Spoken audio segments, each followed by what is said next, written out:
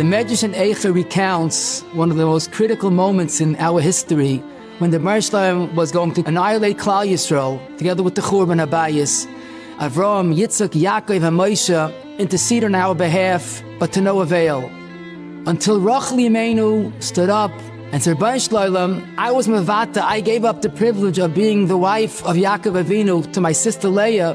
If I did that, you could also forgive Klal Yisrael. And at that moment, the Rebbe said, Rachel Imenu, stop crying, I will listen to you. V'shavu banam ligvulim. The question is obvious. It's unthinkable that Rachel was greater than Avram and Yitzchak or Moshe. What was it in Rachel's plea that was able to do more than Avram, Yitzchak, Yaakov, and Moshe Rabbeinu? Maybe the answer, to quote Rachel's words, Huksha alai hadova ad ma'oid. It was terribly difficult for me to give up the privilege of being the wife of Yaakov Avinu. In fact, as Rachel said herself, at first I was not equal to the challenge. I made a simon with my husband Yaakov, so Leah will not take that privilege from me.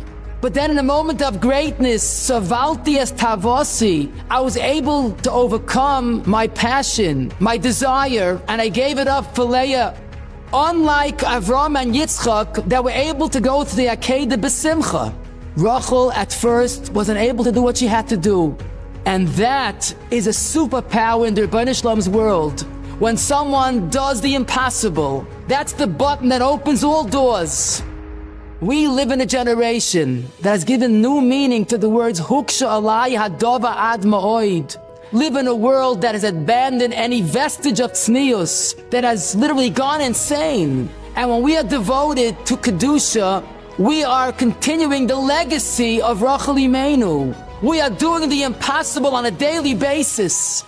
And if I could suggest to the precious Vayamoyan family around the world, when we have a need of any sort, whether it's health, parnasa, shidduchim, shalom bayis, turn to the Rebbeinu Shloim in a very precious moment and say, Rebbeinu Shloim, I so much want to be the light in darkness. I so much want to continue the legacy of Rachel Imenu. I so much want to light up this dark world with my Kedusha.